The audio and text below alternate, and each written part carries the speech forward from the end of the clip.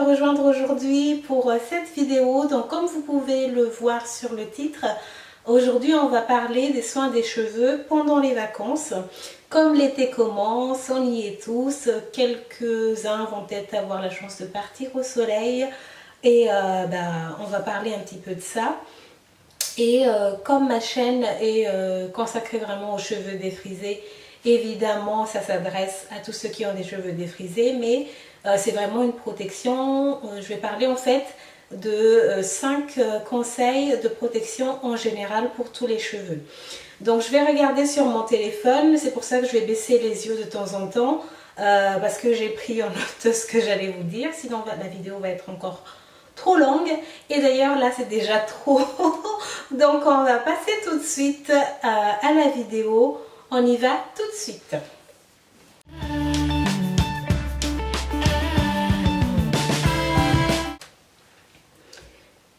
Alors, si vous partez près de la mer, de la plage et tout ça, ou alors si vous n'avez pas la chance de partir mais que vous allez à la piscine, comme il fait chaud, peut-être que vous n'avez pas la mer près de chez vous, mais vous voulez quand même aller un peu à la piscine.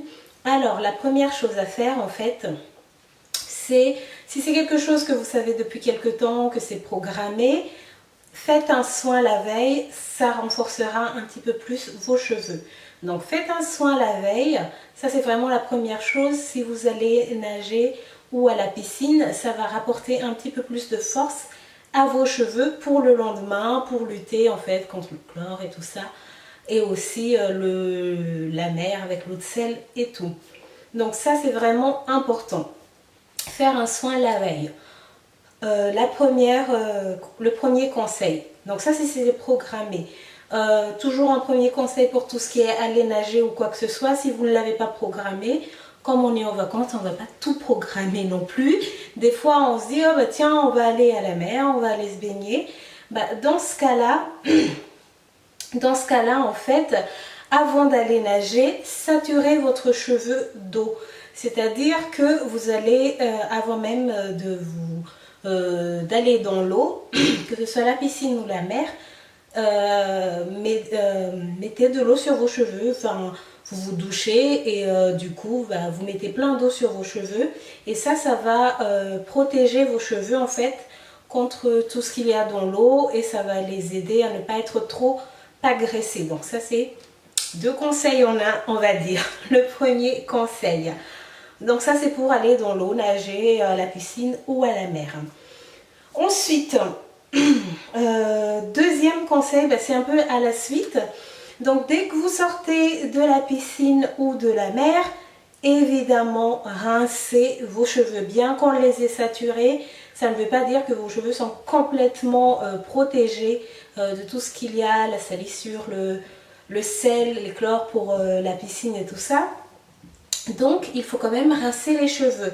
Profitez-en peut-être pour toujours emmener avec vous votre petit produit pour faire votre co-wash. Donc un co-wash c'est quoi? J'ai fait toute une vidéo sur les vocabulaires d'une routine capillaire, donc je vais vous le mettre en barre d'infos. N'hésitez pas à aller voir ça, mais le co-wash c'est le fait de laver vos cheveux avec un après-shampoing. Donc si vous allez souvent à la mer comme ça quand on est en vacances, quand on va souvent à la piscine, au moins ça n'agressera pas les cheveux de tout le temps les laver avec un shampoing. Avec un après-shampoing ça va être beaucoup plus doux et du coup il y aura toujours l'agent lavant dans les après-shampoings, mais il y aura un petit soin aussi. Donc c'est un petit 2 en 1. Donc dès que vous sortez de l'eau, vous rincez, vous lavez avec un après-shampoing. Et du coup, ça va vous aider à enlever toutes les impuretés, tout ce que vous avez pu avoir dans l'eau et repartir avec des cheveux plus frais et un peu plus nourris aussi. Juste l'après-shampoing pour laver vos cheveux en fait, en attendant le prochain grand soin que vous allez faire. Donc ça c'est pendant les vacances. Maintenant si vous êtes vraiment quelqu'un quand même qui va à la piscine tous les jours, qui va à la mer tous les jours, la piscine plutôt, mais si vous allez aller à la piscine tous les jours, protégez-vous avec un bonnet de piscine, c'est ce qu'il y a de plus facile. Mais sinon pour la mer, c'est le fait de rincer avant, mettre de l'eau, saturer les cheveux d'eau Et dès qu'on sort, dès qu'on a fini vraiment la baignade et tout, bah, laver les cheveux avec un après-shampoing. Et maintenant aussi, il y a beaucoup plus de marques. Il y a de plus en plus de marques qui font des produits co-wash où c'est marqué directement co-wash ou l'eau shampoo. Donc ça va être en fait des produits lavants mais moins agressifs que le shampoing. Donc préférez plutôt ça dès que vous sortez de l'eau pour ne pas agresser vos cheveux non plus tous les jours si vous allez à la mer plus souvent. Donc ça, c'était le deuxième conseil. On passe au suivant. Oui, donc en été, on n'a pas besoin de se prendre la tête non plus. Hein. On prend toujours soin de ses cheveux, mais on est en vacances, on est là pour se relaxer. Donc, si vous avez fraîchement défrisé vos cheveux, je parle de cheveux défrisés parce que c'est le sujet principal de ma chaîne, préférez quand même des petites coiffures protectrices. Coiffure protectrice ne veut pas forcément dire des longues tresses à rajout ou des tissages ou des perruques. D'ailleurs, ces coiffures-là, à part les tresses, mais tout ce qui est tissage et perruques, en tout cas moi personnellement, pendant l'été, dès qu'il fait chaud, j'ai un peu de mal parce que ça chauffe quand même là-dessus. Donc soit des tresses ou alors faites vraiment au plus simple, c'est de faire un petit chignon de temps en temps, des petites nattes ou des choses qui vont en fait faire que vous n'allez pas toucher vos cheveux tous les jours. Mais toujours en prendre soin quand même. Donc des petites coiffures protectrices, moi ce que je fais souvent en vacances c'est des chignons, soit j'en fais un simple ou alors j'en fais deux pour que ça change un petit peu. Mais ça protège les cheveux, on n'y touche pas tout le temps, ça aère un peu la tête aussi, on n'a pas les cheveux tout le temps lâchés. On est en vacances normalement, en été en tout cas pour les vacances d'été on va là où il fait beau. Donc au moins ça rafraîchit et on n'y touche pas tout le temps et ça protège nos cheveux. Donc coiffure protectrice simple, ne vous prenez pas la tête, c'est les vacances, mais on n'oublie quand même pas les cheveux. Ensuite, qu'est-ce que j'ai marqué? Alors, il y a aussi maintenant plein de marques et j'ai vu ça, je crois que Kiraker, enfin plusieurs marques, enfin Avlon, le fait, c'est des produits spéciaux été. Donc ça peut être une huile protectrice. Alors, l'huile protectrice, n'ayez pas vraiment la main lourde, s'il vous plaît. C'est vraiment un petit film que vous allez mettre le matin en sortant pour protéger un peu vos cheveux. Et faites attention, si vous ne voulez pas vous prendre la tête à savoir qu'est-ce qu'il faut, qu'est-ce qu'il ne faut pas comme huile, je vous avais dit, il y a des marques qui font des huiles toutes prêtes pour protéger les cheveux l'été. Donc vraiment, le mieux c'est une fine protectrice. Sinon, ce que vous pouvez mettre aussi, c'est l'huile l'huile de sésame, de karité ou de jojoba. Maintenant, n'ayez pas la main lourde non plus parce que s'il fait chaud, il y a le soleil, que vous avez les cheveux pleins d'huile, ça va faire un peu crasseux déjà et ce n'est pas bon non plus, donc ça va alourdir les cheveux, ça ne va pas être beau, enfin il n'y aura rien de bon. Et aussi de trop mettre d'huile, des fois ça peut aussi donner l'effet inverse, c'est-à-dire que vous allez un peu faire frire vos cheveux, mais les huiles dont je vous ai parlé là, vraiment ça protège quand même les cheveux. Si vous avez d'autres huiles que vous connaissez qui peuvent protéger les cheveux pendant l'été avec le soleil, n'hésitez pas à les mettre en commentaire, ça aidera tout le monde et moi en premier.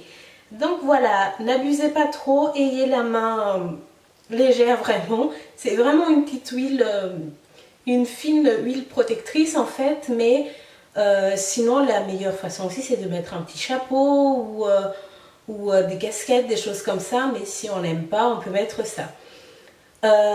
Voilà pour les huiles, donc n'hésitez pas à regarder aussi, à faire vos recherches. Je crois qu'il y a pas mal de marques qui développent maintenant aussi des produits spécialité. De toute façon, les marques, leur intérêt c'est de produire plus de produits à chaque saison, chaque type de cheveux, tout, donc je suis sûre que toutes les marques en ont et pas qu'une seule. Donc moi je ne vais pas vous recommander une marque en particulier, mais n'hésitez pas à aller chercher. Là c'est vraiment des conseils que je vous donne pour que vous aussi après vous fassiez vos recherches derrière. Voilà.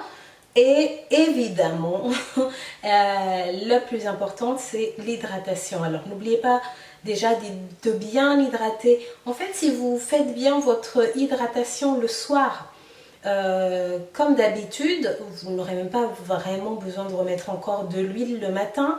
Si le soir, vous faites comme moi la méthode LCO, c'est-à-dire liquide, crème et huile pour sceller, en général, le matin, moi, je ne mets plus rien. Parce que je fais ça le soir avant de dormir, je protège mes cheveux. Et le matin, il y a encore quelque chose. Donc, toute la journée, je ne remets rien. Mais ça, c'est vraiment, si vous le voulez, vous mettez la petite fine film d'huile pour protéger. Mais moi, en général, je ne le fais pas. C'est un conseil que je vous donne, c'est vrai, mais je ne le fais pas. Parce que moi, je fais mon hydratation le soir. Avec la méthode liquide crème oil, donc LCO, et donc le lendemain en fait j'ai plus besoin de remettre de l'huile sur mes cheveux, et c'est mieux parce que du coup les cheveux sont un peu plus légers, et voilà, je trouve que trop d'huile, je sais pas, l'huile j'ai vraiment du mal, je les tiens maintenant parce que je les utilise en pré-poux. Si vous n'avez pas vu, je vous mettrai la vidéo sur le pré-poux, en hydratation, parce que je vois beaucoup d'intérêt. Mais mettre de l'huile comme ça pour protéger les cheveux, je pense que si on fait son hydratation tous les soirs ou tous les 2 jours, ça suffit largement. Après, il faut observer vos cheveux, on est au soleil, peut-être que vous êtes dans des endroits un peu secs ou humides, donc à voir aussi comment sont vos cheveux. Est-ce que vos cheveux ont besoin de beaucoup plus d'hydratation ou pas? Faites attention à ça aussi, toujours bien observer vos cheveux et faire en fonction de ce qu'ils ont besoin.